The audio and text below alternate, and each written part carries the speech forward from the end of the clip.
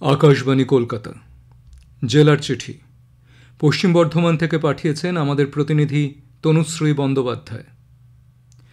প্রধানমন্ত্রী নরেন্দ্র মোদী রাজ্য সফরে আগামীকাল শিল্পনগরী দুর্গাপুরে আসছেন। দুর্গাপুরে একাধিক কর্মসূচিতে তাঁর অংশ নেওয়ার কথা। বিভিন্ন সরকারি প্রকল্পের উদ্বোধনের পাশাপাশি নেহেরু স্টেডিয়ামে জনসভায় যোগ দেবেন তিনি। তার চূড়ান্ত পর্যায়ের প্রস্তুতি চলছে। প্রধানমন্ত্রীর আগমন উপলক্ষে জেলায় এখন সাজো সাজো রব। পোস্টার, ব্যানার, রাস্তার দুপাশে প্রধানমন্ত্রীর ছবি দেওয়া কাটআউটে সেজে উঠেছে দুর্গাপুর। নির্মাণ করা হয়েছে বড় বড় তোরণ। 2019 সালের পর দ্বিতীয়বার তিনি দুর্গাপুরে আসছেন। সামনেই বিধানসভা নির্বাচন। তার আগে প্রধানমন্ত্রীর এই সফর অত্যন্ত তাৎপর্যপূর্ণ বলে মনে করছে ওয়াকিবহাল মহল। রাজ্যের অন্যান্য অংশের সঙ্গে পশ্চিম বর্ধমান জেলাতেও আষাঢ় মাস ধরে চলেছে লাগাতার বৃষ্টি। কখনো হালকা ঝিরঝিরে বা কখনো ভারী বৃষ্টিতে নাজেহাল জেলাবাসী। বৃষ্টি জল এবং নিকাশি নালা উপচে আসানসোল এবং দুর্গাপুরের বেশ কিছু জায়গায় জল জমে যায়। জল বেড়েছে অজয়, দামোদর সহ জেলার ছোট ছোট নদীগুলিতেও। ঝাড়খণ্ড এবং পশ্চিম বর্ধমান জেলায় লাগাতার বৃষ্টি হওয়ায় পাঞ্চেত, মাইথন এবং দুর্গাপুর ব্যারেজ থেকেও দফায় দফায় জল ছাড়া হচ্ছে।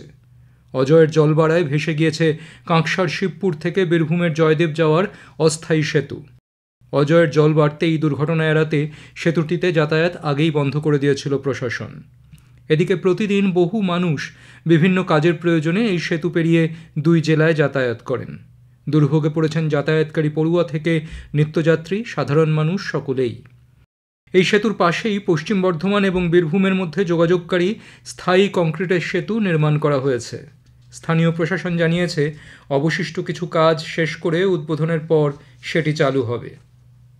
গত শুক্রবার রাতে অজয় নদ পেরিয়ে বীরভূমের নবাসল ঘাট থেকে 15 জন যাত্রী নিয়ে একটি নৌকো পশ্চিম বর্ধমানের জামুরিয়ার বাগডিয়া সিদ্ধপুর ঘাটে আসছিল।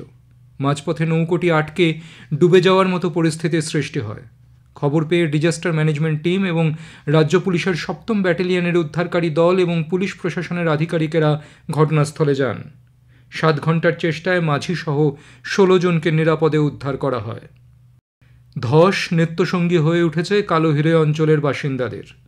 বৃষ্টি শুরু হতেই একের পর এক ধসের ঘটনা ঘটে চলেছে। গত শুক্রবার রানীগঞ্জের জেমারি পঞ্চায়েতের অন্তর্গত ইসিএলের 7 গ্রাম শ্রীপুর অঞ্চলের পুরনো বন্ধ হয়ে থাকা চলবলপুরের বাতকুটি কলিয়ারির সিল করা চানকের মুখ সম্পূর্ণ ধসে গিয়ে ভূস্তর থেকে প্রায় 70 থেকে 80 ফুট গভীরে চলে গিয়েছে। স্থানীয় বাসিন্দারা জানিয়েছেন ভোরে বিকট আওয়াজ শুনতে পান তাঁরা। মাটি কেঁপে ওঠে। তাঁদের আশঙ্কা যে কোনো সময় তারা ফের ধসের কবলে পড়বেন। ঘটনার পর ইসিএলের আধিকারিকরা এলাকাটি পরিদর্শন করেন। কয়লা তোলার পর ইসিএল সেই অংশ ঠিকভাবে ভরাট না করাতেই ধস নেমেছে বলে অভিযোগ স্থানীয় বাসিন্দাদের। এর কয়েকদিন আগেই আসানসোলের কালীপাহাড়ি এলাকায় বিস্ফোরণ সহকারে ধস নামে। কালীপাহাড়ি দুর্গা মন্দির এলাকায় প্রায় 100 মিটার এলাকায় ফাটল দেখা দেয়।